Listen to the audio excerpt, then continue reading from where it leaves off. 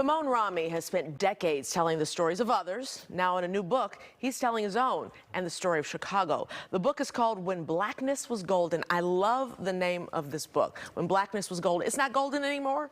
It's not as golden as it was. Huh.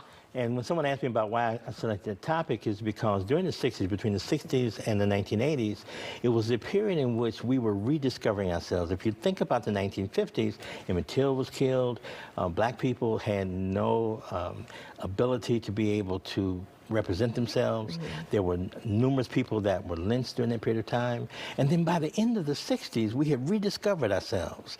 We had gone into wearing African clothes. We had embraced each other as brothers and sisters. And Black Power was where it was at. Black Power was where it was at. And organizations began to sprout up to protect their own interests. So the African American Patrolmen's League, the Association of Black Psychologists, the Black Sociologists, the Black Nursing Societies, all of these people came together to make a better way for the community in which they served. What has happened since then is that we began to sprout out and work in a number of different areas, a number of different communities, and our communities have suffered because of the lack of representation of those people that we could be proud of. So that was somewhat of another renaissance, you think? It was definitely a black renaissance. You have a period where the first African American museum, the DuSable, was created. Where you worked? Where I worked as the Director of Education and Public Programs. The oldest African American art center, the Southside Community Art Center, which is now 82 years old. The first black hospital in Providence. The first black nursing home. The Negro League facility that was at 39th and King Drive. All of the Savoy, the High Chaparral. The Regal Theater. The Lisa, all of these things happened in our community, aside from businesses, and it was a great period. Yeah, so we've gotten away from that because you think maybe we've started to diversify and become a part of a more white world? I think that was part of it, and I also think that drugs had a great deal to do with it. The destruction of family, because, like for example, I grew up in Stanway Gardens during a period where it was beautiful, where there were families there, where there were fathers and mothers, and we were accountable, we were held accountable. But then there came a period where the housing authority changed the rules, and you had to be a single parent, in essence, to live there. And that's where the gangs began to take over. And so I love Chicago. But our ability to grow has to do with our ability to re-strengthen our communities and the communities in which we find ourselves. In 1968, you even, you spearheaded or were involved in a boycott of the Chicago Public Schools, right? Yes, that's correct. We led a boycott of 35,000 young people out of school. And the purpose of that was to allow black history to be taught in the schools. Owen Lawson worked at Inglewood High School, and he was the first teacher that was fired for teaching black history. And so the movement began there.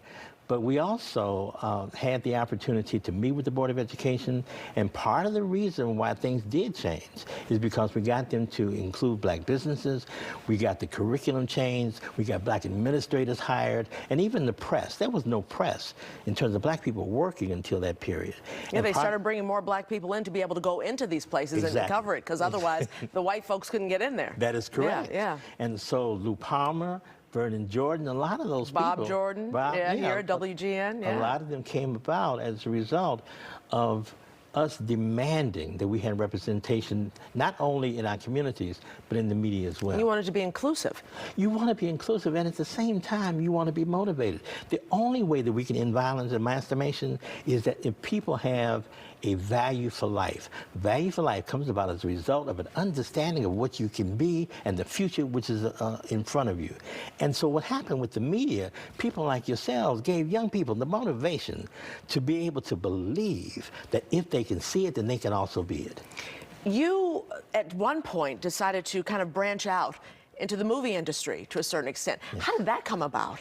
Sam Greenlee called me one day and said, I have a part for you in a movie that I'm writing called Who Said About Doing, I'd like for you to do it. And so I said, oh, okay, fine. And he said, but I also like for you to help us to cast some people. I didn't know what casting meant at that time, but I knew a lot of actors. So he was able to get me to do that. When I finished the film, came back to Chicago, I was asked to be an extra on a film. And I said, extra? I just did a lead role in a film. But I agreed to do it, and it was a movie with Isaac Hayes. And as Isaac Hayes walked by me on the street, he asked, did he know me?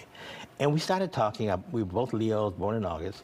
But he had seen an advanced screening of Spook Who Sat by the Door. When Isaac left, a few months later, I got a call to do Cooley High and Mahogany, and I was suggested by Isaac Hayes. So it came about because of Sam Greenlee. And you've done so many movies since then. Why decide to write the memoir now? With all the other things that you've done, why now for the memoir? There comes a time in your life where you realize that your ability to create begins to wane. And it wanes naturally, because that's what age does. And we have all these young people that are coming up behind us.